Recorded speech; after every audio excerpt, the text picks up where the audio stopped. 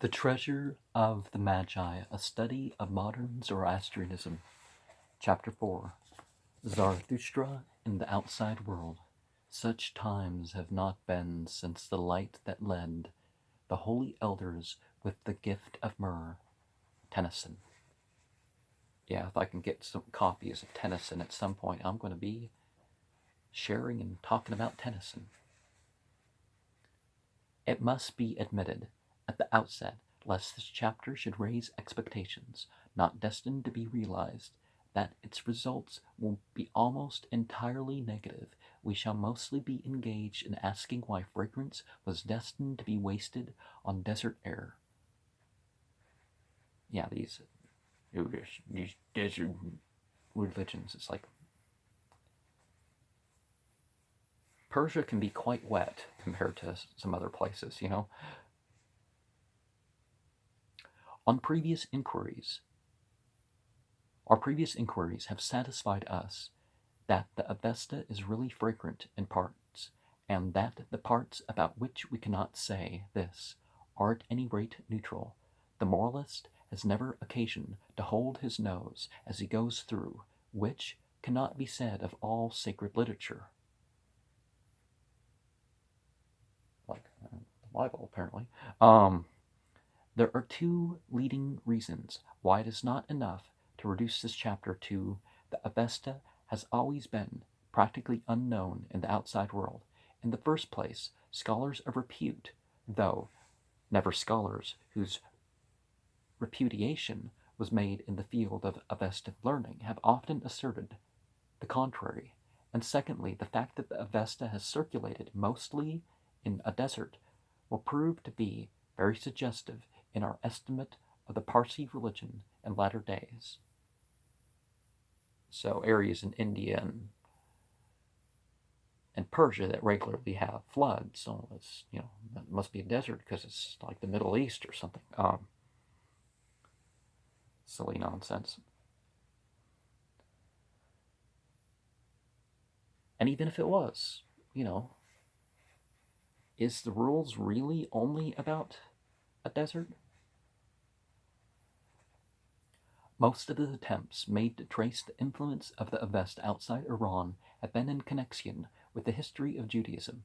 There are some obvious points of contact between the two religions. Take the doctrine of evil. There is no question that the post-exile Judaism had a doctrine rather marked, different from the pre-exile, and someone very easily make the point that Judaism did not exist before 540 BCE in anything that you could call Judaism.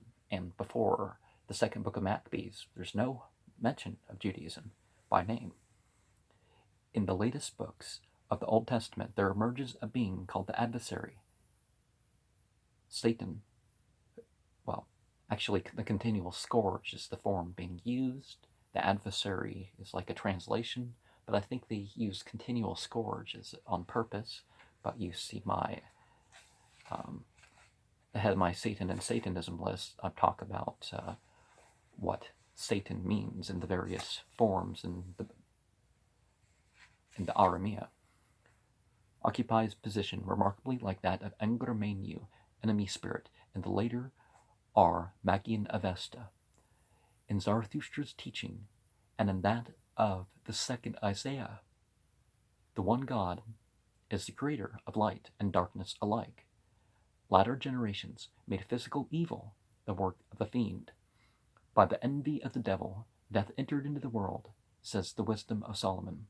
And similarly, Engramenu is conspicuously the author of death in the system of the Magi.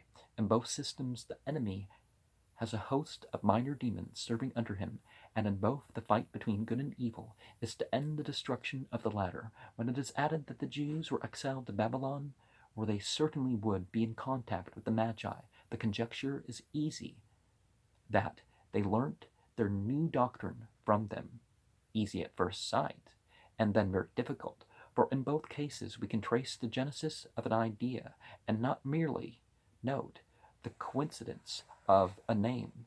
At the outset, this history seems to heighten the suggestion of borrowing. The enemy spirit in Magathas is the twin of the holier or kindlier, as we remember, of course, that at his earliest appearance in Hebrew literature, the Satan figures among the sons of God. Well, those attached to the house of God is also a translation of one of the terms that is used for son of God. But there any resemblance ends, putting aside the question whether the enemy once named in the Gathas is identical with falsehood.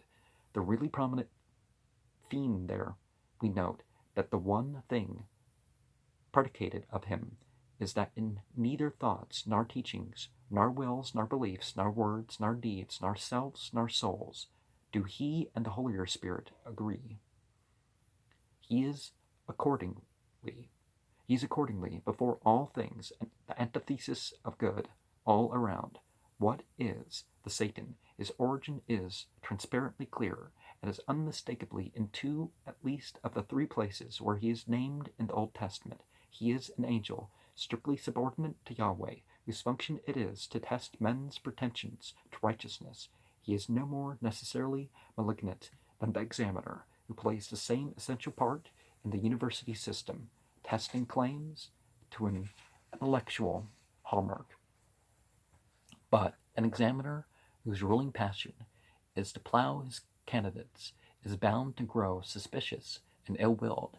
It was therefore a good psychology which led Jewish thought on towards the conception of the devil as simply a fiend, a profound instinct which pictured omniscient goodness as ever searching for a soul of goodness in things evil, refusing to quench the smoldering wick, or breaking off of the cracked reed. Developed also is the appalling figure of a fiend, incomparably blacker than Ahriman, out of the angel who could see the soul of evil in the goodness of a Job. Now, it's not like the idea of good and evil beings just started 4,000 years ago, or 1,400 years further along, or something like that. As far as we can see, this goes as back far as humanity is. Yeah. The analysis of the history of this idea leads us then to realize that while there are many similarities between the developed pictures of Ahriman and Satan, they started from widely distant points and converged only by accident, and, after all, this is profoundly natural. Once let the problem of evil be solved, or helped to its solution by a belief that there is a stream of tendency, not ourselves, making for unrighteousness, and a large measure of agreement is inevitable. Well, people choose, regardless of any external influences. We still have a choice of what we're going to do for ourselves. The names of the two fiends coincide when we put them into English, but theology as well as comparative philology has need to recognize that a word in one language never is the complete equivalent of a word in another. The Satan is still in the New Testament antidikos? Okay. Antidikos, the adversary at law, the accuser of the brethren. In accordance with his history, Angramenyu, the enemy spirit, is pictured rather from the battlefield. But even if the words were complete equivalents, it would be laughable to deduce a common origin for so obvious an idea as this, that a spirit that tries to tempt us to our ruin is our enemy.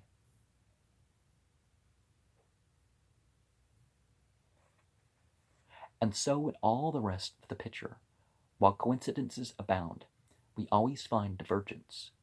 In the first stage, we only come back to the palpable fact that thought is bound to hit on similar solutions of similar problems just because the human mind is similarly constituted and has similar data to work upon.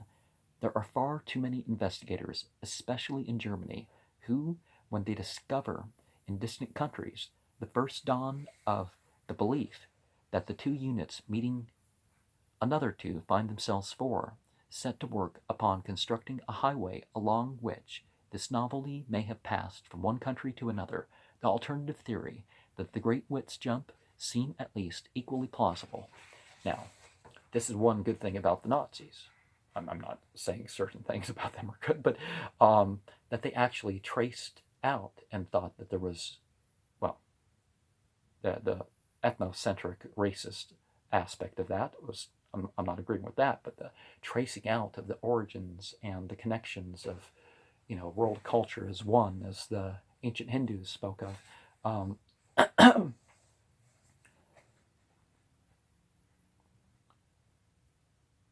But yeah, the things, you think something's unique, and then you say, oh, either there were multiple prophets or ideas spread and through cultures getting along, or maybe not getting along, but alternatively, the Great Wits jump seems at least equally plausible. There is another subject in the same department on which we may come to a similar conclusion. After withstanding a similar temptation, the Parsi and Jewish doctrines of the entry of evil into the world, we have some very curious identities. In both we find the first sinner tempted by an evil spirit to give forbidden food to another, and in both cases forbidden food is supposed to confer immortality. This will add a good illustration of a useful principle, which is that when we have two related stories before us, it is easy to combine them in phraseology suiting both, and to admit characteristics which would dilute the similarity. The finding of this common factor is a process belonging to elementary mathematics, and its literary analog is equally elementary, though practiced by not a few scholars who seem to think that they are doing something rather profound.